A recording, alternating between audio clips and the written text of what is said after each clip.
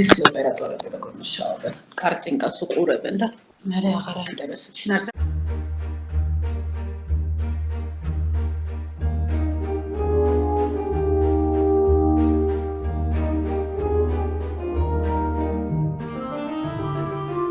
ხმარებელთა უფლებების დაცვის სააგენტო შეიქმნა. კონკურენცია. აი.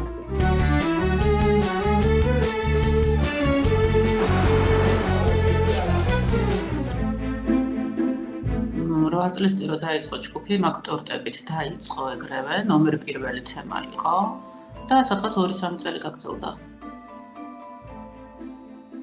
ამ ბოლო წლებში რო აღარ არის, უბრალოდ ხალხი ტორტებს აღარ უკვეთავს. ეს მგონია. ჩვენ აი ოჯახში რას ვაგზავნეთ? დიდი ფასტაკლებების პერიოდი დაიწყო უკვე ესპანეთში და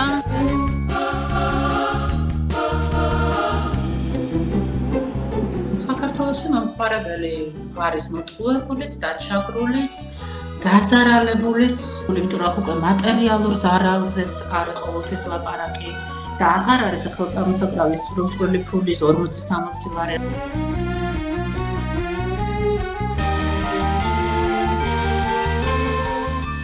იმ ხალხისთვის, რომელისთვისაც მით უმეტეს ღირებულია კაცო ის ფული და ის 2 კაპიკი, ხო?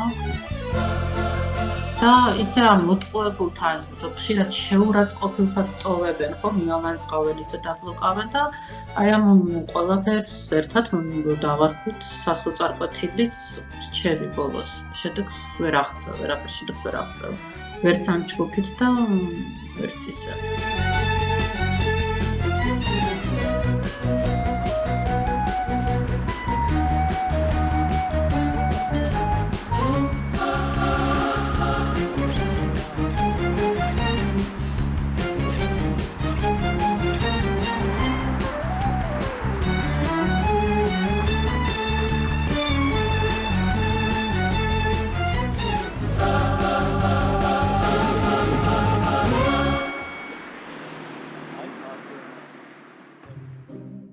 ამ ჯგუფის შექმნის იდეა დაიბადა 8 წლის წინ.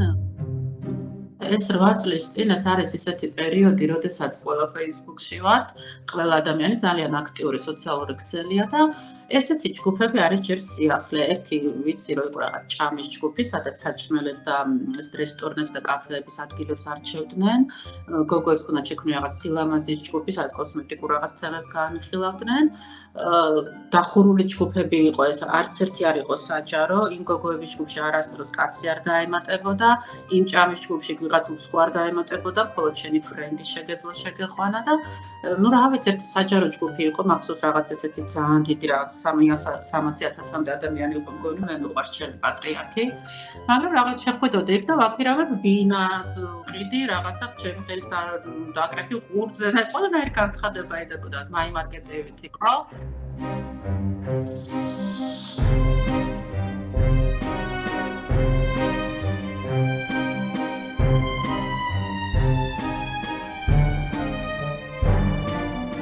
მომენტი იყო ისეთი, რომ არც Facebook-ი იყო დატვირთული ამ ჯგუფებით, ცოტა ქაოსიც იყო და ეს ნიშა იყო აბსოლუტურად ცარიელი.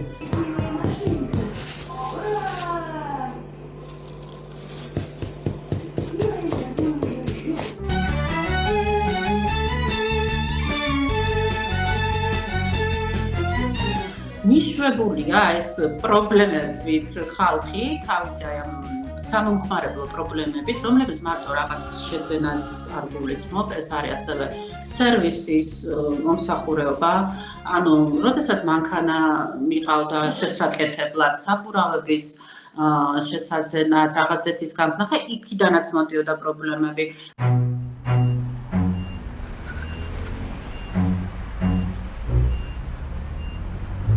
მოდიოდა პრობლემები, როდესაც სამედიცინო დაზღვევა მაქვს და გავიკეთე ოპერაცია და ახლა ექიმი მიმტკიცებს, რომ ეს ოპერაცია არ იყო გადაუდებელი, კი არა, სადაზღვევო მიმტკიცებს. ამ დროს ექიმი ამას ამბობს. ექიმი წერს გადაუდებელი იყო, სადაზღვევოს არ ჯერა, რა ვქნა.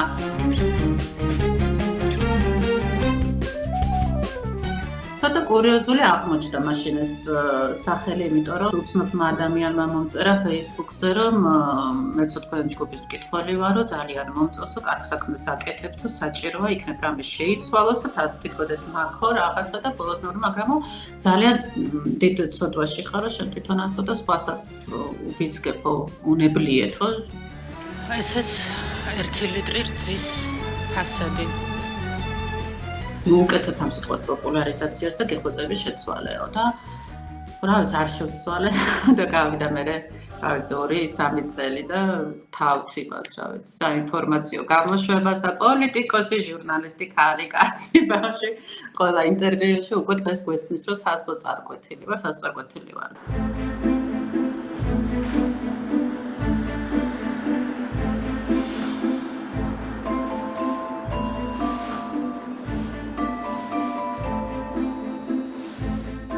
ხშირად ძალიან გამწარებულს ადამიანს და რაღაც ისეთი პოსტი თუ იყო, რომელსაც ძალიან ათასობით ნახვები ქონდა და 300-500 კომენტარი ხდებოდა ეგრე რა, რაღაც მეგონა კი არა მართლა მეორე დღეს აი ქალაქში შეიძლება, აუ ნინო შენ ჯგუფში რო პოსტი დაიდო და ხალხი ამაზე ყვებოდა, ისეთი გახმაურებული, სერიოზული ამბებიც ყოფილა რა და იცი როგორც შევასაძლოდნენ ადამიანები ერთმანეთს, რომ აუ არ შეარჩინოთ, გიხოწე მიდი რა პოლიციაში და იჩივრე. ერაშოში იყო პოლიცია თითქოს ხო, მაგრამ მეტი არც არაფერი არ იყო. აი. მაღაზია ზღაპარი იასნა სოლნუშკა. აი ესეთები დადიან. აი ესეთები დადიან. 2 წელი არ წყდება პოსტები, რომ ბავშვთა ფაფებს რო ყიდულობენ შვრიის. 2 წელით არ დამთავრდა ეგ პარტია, არ ვიცი თუ სულ ეგეთი შემოდის, რომ ყველაზე იაფიანი რომელიც არის თან ახლა რა საინტერესოა ყველაზე იაფიანი რუსული კომპანიის რაღაც იასნო სოლნუშკა რო ქვია 2 წელია არ წყდება პოსტები რომ მაგ შრის ფაფას ყიდულობენ რომ რა დუღარე წყალში ან რძეში უნდა გახსნა მშობელმა რომ 1-2 წლის ბავშვი საჭამა ხო და პატარა ჩიებით რო სავსეა რომ გახსნა და სტილებივით რო ისევე არის საშინელი შესახედი რომ აი ვიდეოც მზარავს ხოლმე რომ უყურებ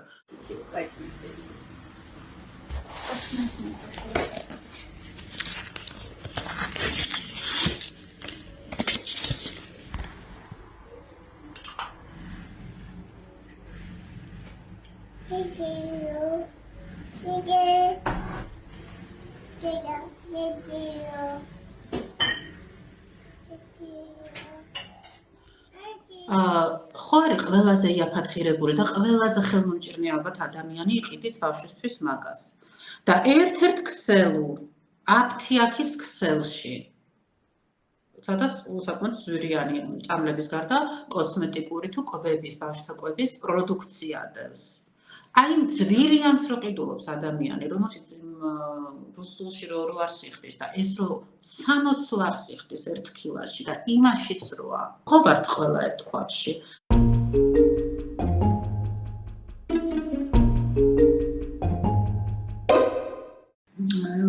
ევოლუცია ძირითადად პოსტების შინაარსმა არ განიცადა. არ შესრულა დიდად არაფერი, ვერ ვიტყვი რომ რამე მოაკლდა ტორტები მახსენდება მარტო ახლა მოაკლდაზე რო თქვი, იმიტომ რომ 8 წლის წინ იყო ძალიან კურიოზული, აი მართლა მე მგონი მაგან მოუტანა საერთოდ ვფიქრობ ამ ჯგუფს პოპულარობა, იმიტომ რომ ისეთი სასაცილო შემთხვევები იდებოდა ტორტი მის ანუ შეკვეთილი ტორტი რო იყო რაღაც წარწერით, რაღაც ნახატით რომ უნდა დაანცადებინათ და ისეთი კურიოზული რაღაცები ემართებოდათ კონდიტერებს, ხან სიტყვები ეშლებოდათ, ხან მისამართი რო დატოვეს, რომ მისამართზე მოიტანეთო გილოცავ 5 წლის იუბილეს მაგივრად მისამართი ეწერა ხოლმე რაღაცა სასაცილო რაღაცა ხდებოდა ხშირად.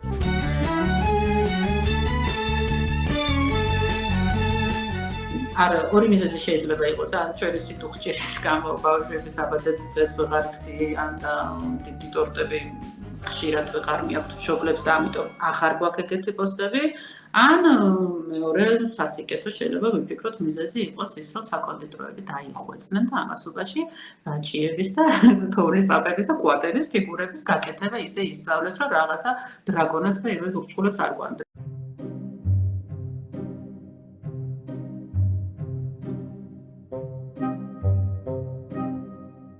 აბსოლუტურად 8 წელი იგივე დასხვევა არმინას ყაურებს როგორც ჯანმრთელობის, ისე ავტოდასხვევა არ წყდება, არმინას ყაურებს ზარალს. გაფუჭებული, მატლიანი, ვადაგასული შოკოლადებით ნებისმიერი პროდუქტი. ძის ნაწარმი, რო ყიდულობდა, გადააწერია და სახში მოდიან გახსნიან და დაობებული, ადუღებული რაღაცა არ წყდება წლების მანძილზე. ბანკის პროცენტებზე წუწუნი კრედიტზე არ წყდება. არ წყდება ასევე პოსტები 8 წლის მანძილზე, რომ ბანკმა ჩემი ვადაგასული რამე გაშავებული ეს კრედიტი გადასცა რაღაცა კერძო კომპანიას და რეკავენ და მითხარით ხომ არ აქვთ უფლება რომ შემდეგასთანაც დარეკეს, დედამთილთანაც დარეკეს, იმას რაღაცა უთხრეს რომ მე ვალი მაგას ჩემი პირადი ინფორმაცია. მერე ვასად მეთქი კი პირადი ინფორმაცია ჩვენ უკვე ყავს პირადი ინფორმაციის დაცვის ოფიცერი მიმართეთ მათ პრეს-ცენტრის მაგივრათაც მუშაობდი ვაკვალიანებდი ხალხს მიმართეთ მე მგონი ახლა ეგეც გავუქმდა. გაჩვენებთ რატომ აჭმევდა ყვარლის ბაგა ძროხებს ქათმის ნაკელს, რომელიც როგორც საფრთხის შემცველი ევროკავშირის ქვეყნებში აკრძალული იყო. სკილტების ამბავი ამ ჯგუფის გარეშეც ისეთი სერიოზული ამბავი იყო, რომ ყველგან გაშუქდა ყველა სააგენტომ. 2018-19 წლებში ერთი წლის განმავლობაში ყიდულობდა ჩირინესგან ქათმის კინტლს და მეწველ ძროხებს აჭმევდა. და თქვა გავიდა ერთი კვირა და გადავედით ის რაღაც ფეხბურთის რაღაც ჩემპიონატზე და პოლიტიკაზე და არჩევნებზე და რაღაცების ლაპარაკზე. ამ ჯგუფში ჩანს, რომ იცი, ამ ხალხისთვის ეს პრობლემა არ დასრულდა. დღეს ტელეეთერებიდან სკრინტანტრცეზე არავინ არ ლაპარაკობს, მაგრამ რა ვიცი, კვირა არ გავა, რომ ვინმე არ დაწეროს როდემდე და რამე შედეგი მოყვა იმ ამბავს, რომ გახმაურდა. დღეს ვარ დაზღვეული.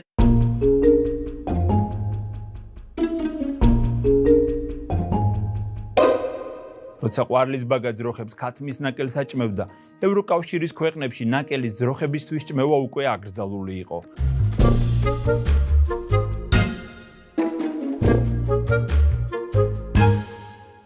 ყვება აღელვებს ქართულ აუდიტორიას და ალბათ არა მარტო ქართულ აუდიტორიას. მეც შეიძლება ჩემთვის ბევრად უფრო საინტერესო გამოძიებები გამეკეთება, რომელიც მე უფრო მომწონდა, რომელზე მუშაობაც მე უფრო მომწონდა, მაგრამ აი ბოლოს ამი გამოძიება, რომელიც ცალსახად ყვებასთან და საზოგადოების დიდ მასასთანაა დაკავშირებული, იყო ძალიან ნახვადი და პოპულარული. ამ ვიდეოში მოკლედ გიყვებით რა სჭამთ, როდესაც გონიათ რომ სიმინძე გაწვდით. ჯანმრთელ ქათამს მიირთმევთ. პირველი იყო სკინტლიანი რძე, როგორც დაარქვეს.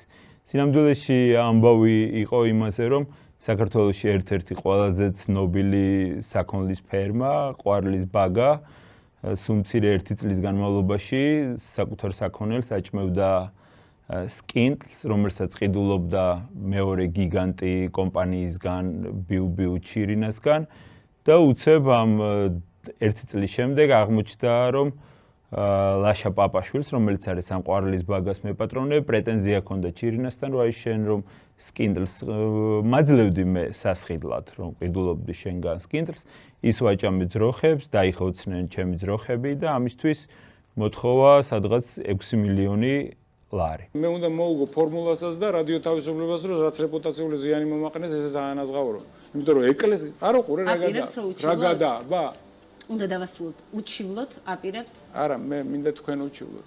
არა, ჩვენ არ ვუჩივლოთ, თქვენ შეგიძლიათ. მოგეწონა, რომ ეკლესია ეს სხვა თემა არის და ჩემი დეველოპერული ბიზნესი გადააბა ერთმანეთს. კომპანია სკინტლს ყიდდა როგორც ნაკელს, რომელიც გამოიყენებოდა ნიადაგის განაყოფიერებისთვის. და ამის ბროშურები არსებობდა, გაყიდვები ამოვიღე, რომ როგორც ნაკელი ასე ყიდდა და ხელშეკრულებაში არსად არ ეწერა, რომ ეს იყო საქონლის საკვები. ჩვენ ამ დროს გაცხადებული გვაქვს, რომ აი ჩვენ ევროპის სტანდარტთან დაახლოებას ვახდენთ და სურსათის ეროვნული სააგენტო გვეუბნება, რომ კიდევ ერთი და არაერთი თქვათ ევროპული რეგულაცია დანერგეს, გადმოაქართულეს და ამ დროს ვგებულობთ, რომ რაღაცა რაც 10 და მეტი წლის წინ აიგრძალა ცივილიზებული მსოფლიოს უდიდეს ნაწილში, შენ ამას აჭმევ და თან მომხმარებელს ამ ინფორმაციას უმალავ. ყვარლის ბაგის მტკიცებით ნაკელში ანტიბიოტიკი იყო, რის გამოც 200-მდე ძროხა მოუკვდა და რამდენიმე 10 ტონა რძე გაუფუჭდა. სიმართლე გითხრა, მაგ ჩემთვის როგორც მომხმარებლებზე დამკვირვებელი ადამიანებს გამოჩნდა მომხმარებელთა ინფორმირებულობის ნაკლებობა და მომხმარებელთა თვითონ ქცევის ზედაპირულობა. ანუ იმ გამოძიებაში ძალიან კარგად იყო ახსნილი, რომ ეს ეხებოდა 5 წლის წინანდელ кейსს.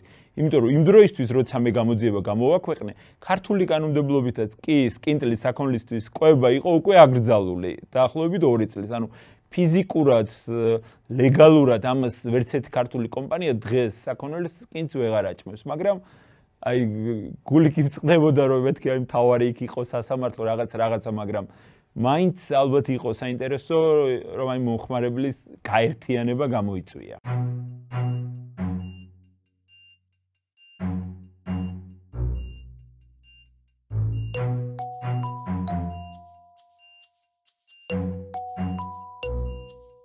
დიდი წილი პოსტების უჭირავს საკვებ პროდუქტებზე პრობლემებს, რომ გაბადაგასული, გაფუჭებული, ნახეთ შიგნით რა არის და რას აღარ მოუღობენ შიგნით.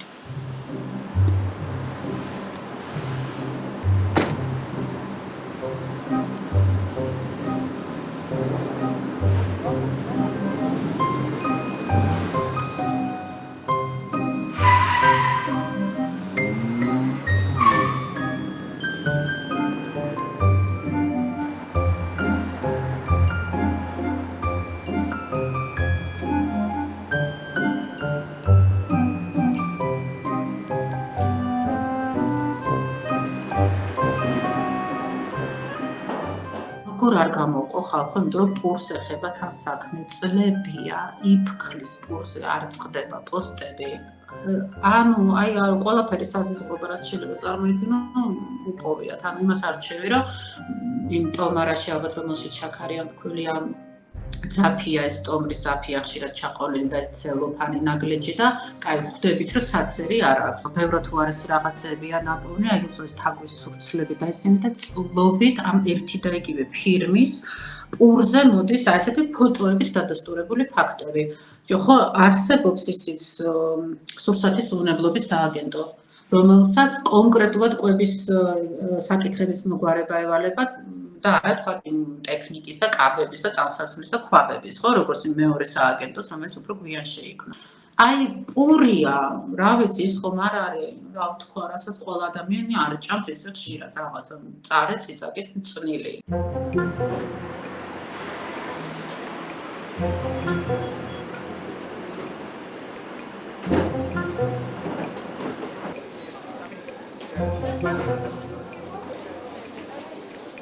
საქართველოში რაც იყიდება 90% უფრო მეტი არის ბროილერის ჯიშის ქათამი, რომელსაც დაბადებიდან დაკოლამდე აქვს 35 დღე. და აი 35 დღეში მარტო სიმინდი რო აჭამო, მაინც ვერ ყითლდება.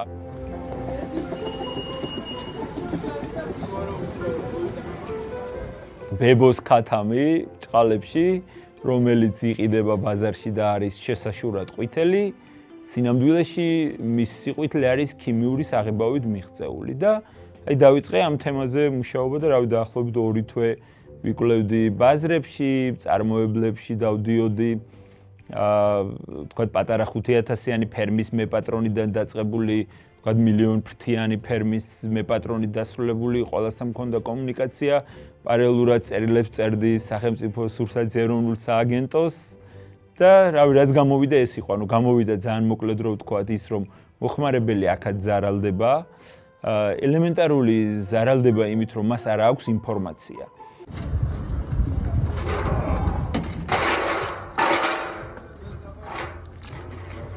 თავარი რაც მომეწონა ევროპის ამ შემთხვევაში არის ის რომ იქ სავალდებულოა რომ ეწეროს. აი ვთქვათ თუ ქათამი არის ყვითელი, აწერენ რომ პროდუქტის ფერი მიღწეულია ჭყალებში კოლორანტების დამატებით, საკვები კოლორანტების დამატებით და იქვე აწერია რამდენიმე 100-დან შემდგარი დასახელება, რომელსაც Google-ში ჩაწერთ თუ არა, ეგრევე გაიგებ ქიმიურია, ბუნებრივია თუ რა არის. ანუ საქართველოში ამას არ აკეთებენ. პირიქით საქართველოში მომხმარებელს ატყუებდნენ, რომ აი ყვითელი სიმინდით ნაკვები და იმიტომ ასეთი ყვითელი.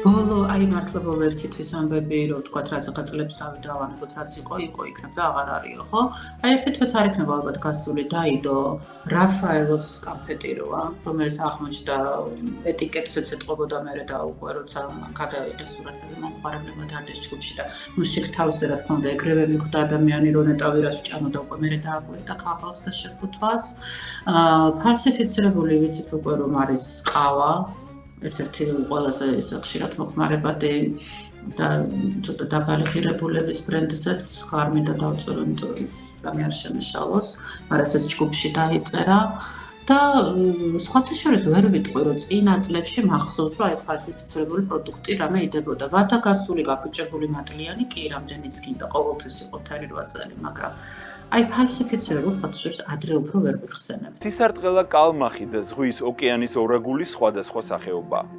ორაგული ბაზარზე ერთ-ერთ საუკეთესო თევზად მიიჩნევა და გაცილებით ძვირი ღირს იგივეა ხიზილალის შემთხვევაშიც. ბოლო სერია იყო თევზი, რომელიც აი ჩემთვის აი ძალიან თაღლითობის მაგალითი იყო რა. ერთი არის რომ ყიდიან სხვა სახეობის თევზს.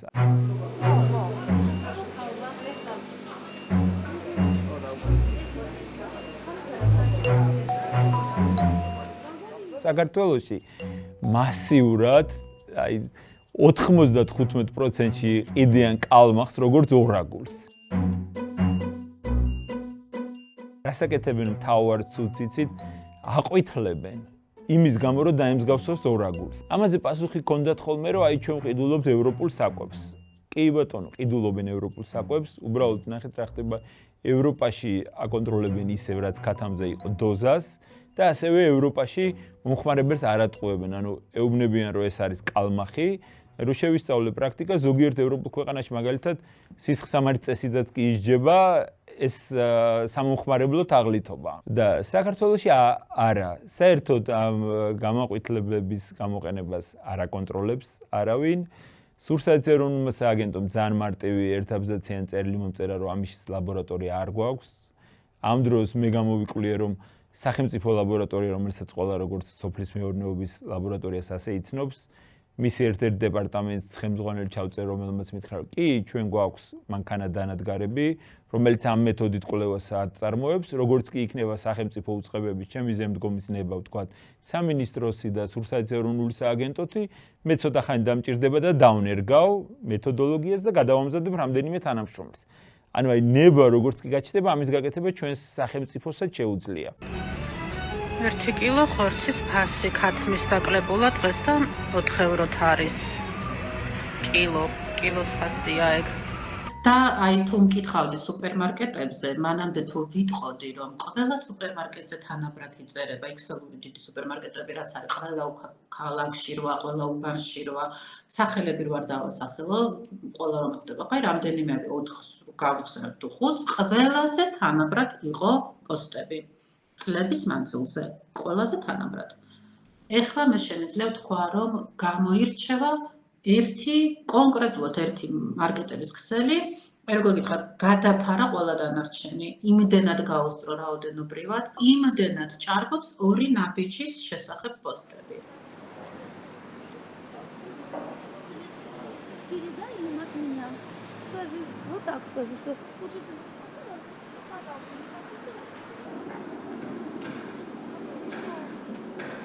რა შედარება მაშინ ამდენი არ მოდიოდა და მოდიოდა თან თუ რამე დაიწერება და იქ კარპოსაც იყო ორნაბიჯზე, ნიკორაზეც, სპარზეც.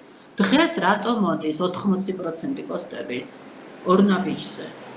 იმიტომ რომ ადამიანების უმრავლესობა, რომლებიც სხვა მარკეტებშიც დადიოდნენ, რომლებიც ჩვენ ვიცით ძალიან კარგად, რომ ყველა არის უფრო ძვირი, 1 ლარით, ლარნახევრით, ყველაფერი უფრო ძვირია სხვა მარკეტებში, ვიდრე ორნაბიჯში. გადმოვიდნენ ორნაბიჯისკენ. პენსიონერების მაღაზიას ვეძახდით გულში, ესე ვთქვათ, ამ ორ ნაბიჯს. დღეს ყველა ორ ნაბიჯში დადის. აბა რატომ არ არის სხვა იმეებზე? რატოა ნაკლები პოსტები? რა გამოსწორდა მაშინ სტარში და ნიკორაში გამოსწორდა ამ კარფურში სიტუაცია? დადებულია კი როგორ არა კაცო კარფურზეც ნახავთ, მაგით მიხვდები რომ არ არის სიტუაცია გამოსწორებული, რომ კარფურის იმაზეც იპოვი, რომ რაღაცა პიცაში, გაკეთებულ პიცაში თმა იყო, რაღაც რეცეპტ ხაჭო ისე ამშავებული იყო. ნიკორას ძეხვებში და ნიკორას სოსისებში წრეებს არ პოულობენ დევს პოსტები, მაგრამ ნახე 80% ორი ნაბიჯია უკვე და ეს რაზე მეტყველებს? ეს მეტყველებს საზოგადოების გაღარიბებაზე და არა იმაზე, რომ სადმე სიტუაცია გამოსწორდა, ანუ მსახურეობის დონის მხრივ. ყველა სფეროში აქვს ადამიანს პრობლემა და არ არსებობს არც კანონი, არც რეგულაცია, არც უწყება, რომელიც ადამიანს დაეხმარება, რომ მოაგვაროს. კანონმდებლებმა მომხმარებლის უფლებების დაცვის შესახებ კანონპროექტის საკანონმდებლო ორგანოში პირველი მოსმენით განიხილეს და 91-1-ის წინააღმდეგ მიიღეს. კანონპროექტის ამოქმედების შემდეგ მოწესრიგდება სხვადასხვა სამომხმარებლო სფერო, დარეგულირდება უსაფრთხოების ნორმები, დაიხვეწება სამომხმარებლო განათლებისა და დაინტერესებული ჯგუფების საქმიანობის ხელშეწყობის შესახებ სახელმწიფო პოლიტიკა. კანონი აქამდე არ იყო და ეს პრობლემები არ აგვარდებოდა. ეხლა მიიღეს კანონი, რომ განამწვანეს მაგირად წითელი მომივიდა. აი მე ფოტოში, საიტის ფოტოში რომ ნახეს რაღაც რბეული ბლოკნოტის ლამაზად გამოიყურებოდა და გამოვიწერე და მართლა შავი ვიყიდე და ისო შავი არის მოტანილი ჩემთან, მაგრამ ის შევხედე და უბრალოდ აღარ მომეწონა რა. 14 დღის ვადაში კანონმა მომცა უფლება, რომ ეს უკან დავაბრუნო. ამასაც არ იცავენ. 2012 წელს ძალადაკარგულად გამოცხადებული კანონი მომხმარებელთა უფლებების დაცვის შესახებ სულ მალე კვლავ აქტიურად იმოქმედებს და მოქალაქეების ინტერესებს გარანტირებულად დაიცავს. და სხვათა შორის ეს კანონი მივიღეთ ჯერ კიდე მოვასწარეთ წელს ალბათ აღარც მივიღებით, მაგრამ როცა მივიღეთ რამდენიმე წლის წინ, მაშინ ჩვენი ხელისუფლება ჯერ კიდე ნაბიჯ ასრულებდა იმ ვალდებულებებს, რომელიც 2014 წელს მოაწერეს ჩვენ ხელი ასოცირების ხელშეკრულებას ევროკავშირთან. მომხმარებლის უფლებების დაცვის საკანონმდებლო ჩარჩოში მოქცევა აქტუალური ევროკავშირთან ასოცირების შესახებ შეთანხმების ძალაში შესვლის შემდგომ გახდა. აი ამ ასოცირების ხელშეკრულების და ის რომ ჩვენ ევროკავშირისგან მივისწრაფოდით მაგის დამსახურება, რომ დღეს ჩვენ გვაქვს ევრორეგულარი ბენზინი, იმიტომ რომ მათი მოთხოვნა იყო, რომ რაღაც ტყვიას და უბედურებას რო შეიცვალოს ეგეთ ბენზინს ნუხმაროთ ხალხო, თუ გინდათ ჩვენთან ურთიერთობა და დაახლოვება. ეს ნაბიჯი გადადგა ხელისუფლებამ, თქვა ხო? ქვეყანამ მერე იყო თუნდაც აი ეს პატარა ნიუანსია, მაგრამ ხო რამხელა საქმე კეთდება, როდესაც ჩვენ გადავედით ბიოდეგრადირებად პარკებზე. აი მაგის დამსახურება იყო მხოლოდ რომ იძულებული ვიხმარა, მოდი დღეს მე ამ სიტყვას, რომ იძულებული გახდა ეთყობა ჩვენი ხელისუფლება, რომ 3 წლის წინ მომხმარებელთა უფლებების შესახებ დაცვის კანონიც მიეღო. და გადმოიღეს ეს ევროპული კანონი, სადაც წერია, რომ რასაც არ ვიყიდი მე, გინდ ონლაინ და ფოტომ მომატყუა, ხო, და სხვანაირი მომივიდა და იმიტომ შემიძლია მივაბრუნო. არა, აი მაღაზიაში მივედი, შევიძინე კავა, შევიძინე ტელევიზორი, მოვედი, აღარ მინდა. უსწრებ ის ფული სხვა რაღაცაში დამჭირდა, ან მაჩუქეს, ზუსტად ისეთი მაჩუქეს და იცოდნენ რომ მინდოდა მაჩუქეს და მაგ ხო სახლში 2. მე შემიძლია ნებისმიერი ნივთი 2 კვირის ვადაში ყველა ნივთზე ალაპარაკი მივაბრუნო უკან.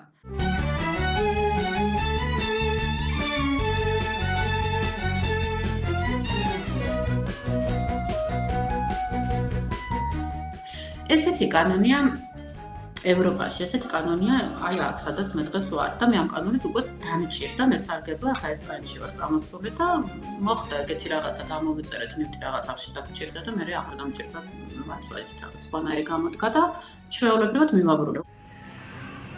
იოგურტები, სხვათა შორის იოგურტის ეს ასაცილო ისტორია უნდა გითხრათ. ახალი ჩამოსული რო ვიყავი, ვიფიქრე, მოდი აი ავარჩევ თქვათ ამას, აი ყველაზე იაფიანი 95 ცენტად და კინაღა მოვატეხე. იმიტომ რომ არა, რა ფასებიც წერია, ეს არის 4-ის 1-ად. მე კიდე გადავტეხე და ერთი ძალე მიმქონდა და რას შრებიო? მეგობარი გოგო მახვდათ რა საკეთებო რატო ტეხავ? არა, ეს 4-ის ფასია, აი ყველაფერი ეგრედავს, მაინც ადენ სხვაც განახოთ რომ მიხდეთ. აი, ვარი და 45 ხო, დანონი. არაფერს არ ტეხავ, 4-ს ერთად ყიდულობ ამ ფასად. ხალხმა ალბათ არც იცის წესიერად, მაგრამ ეს კანონი ჩვენ 3 თუ 4 წლის წინ შეიძლება მეშლებოდეს მივიღეთ. შეიქმნა ამ კანონისთვის და ამ უფლებების დასაცავად სპეციალური სამსახური, რომელსაც ყავს თავმჯდომარე, თავისი მოადგილეები, მოადგილის ქვემოადგილეები, PR-ის განყოფილება, მარკეტინგის განყოფილება, საზოგადოებასთან ურთიერთობის განყოფილება, რომლებმაც რა უნდა ეკეთებინათ, იცი? აი, ჩემი ჯგუფი უნდა გამხდარიყო უფუნქციო. იმიტომ რომ ხალხს უბრალოდ საჭორაოდ და გულის მოსაფხანად ჩემთან კი აღარ უნდა ეწერათ ეს პრობლემები, უნდა წასულიყო იქ, შეეტანათ საჩივარი და თუ თანხას ეგრევე არ დაუბრუნებს ბიზნეს ოპერატორი უკან, კიდველს, რანიცაც აბრუნებს, იმის ღირებულებას თუ უკან არ დაუბრუნებს, 500 ლარი ჯარიმაა პირველ ჯერზე, მეორე ჯერაც თუ დაემართა 1000 ჯარიმაა, მესამე ჯერაც თუ დაემართა 1500 და მე არ ვიცი, მე მართლა არ ვიცი, რა ვიცი. გაუქმებენ, ალბათ მის ბიზნესს გაუქმებენ.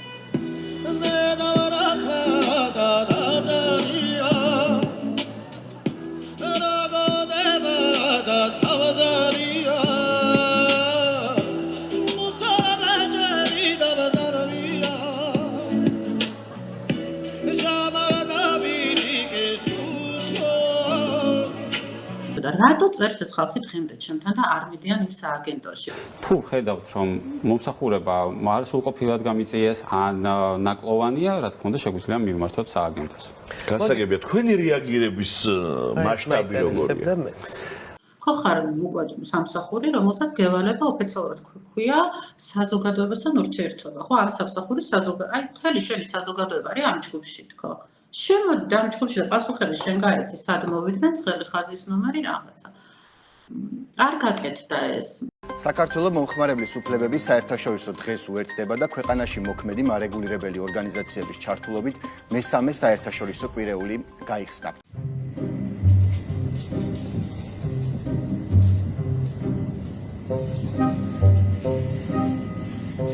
მე მინდოდა დამეთაგა კომენტარებში, რომ აი ვის მიმართვა ადამიანი აი დღესაც კითხულობს, ხო რა გავაკეთო ხალხო მასწავლეთ ჩემ ფული როგორ დავიბრუნო. მიმართოთ კონკურენციის სააგენტოს წერდა და მინდა რომ დავთაგო რა, რომ ხელის დაჭერით კომენტარში ადამიანი ათქოთ გადადიოდეს. არ ითაგებიან, გათიშული აქვს ფუნქცია. ნული რეაგირება, არანაირი ინტერესი. საშინელება. რავი, მოგეთ 2 წლის არის თუ რამდენი ის? საფაის მაგიდაზე რო ავიღოთ რა, პირობითად მაგიდაზე რო ავიღოთ პოსტი, ადამიანს ხო სანს ლოგიკურ შეკითხვას, რომელიც მანამდე უბრალოდ მე მართლა არ გამჩენია, რომ აი ეს კანონი რო არისო, მარტო ონლაინ მოვაჭრეებზე მუშაობსო, იმიტომ რომ მე ვიციო რომ ეს კანონი არისო. და რომ მივედი მაღაზიაში მისაბრუნებლად მითხრესო, რომ თქო მარტო ონლაინ მოვაჭრეებს ეხებათო და ფიზიკური მაღაზიები თავისი კანონები, ანუ შიდა წესი აქვს მაღაზიას, რომელიც თქვა გეუბნება, რომ რაღაც ნიფსყიდულას შეგიძლია 3 დღის ვადაში მოაბრუნო. ან ზოგი გეუბნება, შეგიძლია 3 დღის ვადაში ოღონდ გადაცვალო. ნახე კი არა. და ამას მაღაზია რო გეუბნება, თურმე ეს მისი მაღაზიის შიდა განაწესი და შიდა წესი ყოფილა კანონზე მაღლა. სტანდარტი, რომელიც საქართველოს კონკურენციისა და მომხმარებლის დაცვის სააგენტომ შეიმუშავა, 10-დან 1-ის დარღვევის შემთხვევაშიც მოქალაქეს შესაძლებლობა აქვს სააგენტოს ელექტრონული პოსტით ან ცხელი ხაზის მეშვეობით მიმართოს. ანუ მე რო შევიდე სერიოზულ დიდ მაღაზიაში და კომპიუტერი ვიყიდო, მაცივარი ვიყიდო, შემიძლია მიმოbrunო მეთქი? და იცით რომ პასუხი ვერ გავცეს? იმიტომ პასუხი იქნებოდა რომ კი, შეგიძლია ნინო მიაბრუნო, მაგრამ არ უნდა ამის თქმა.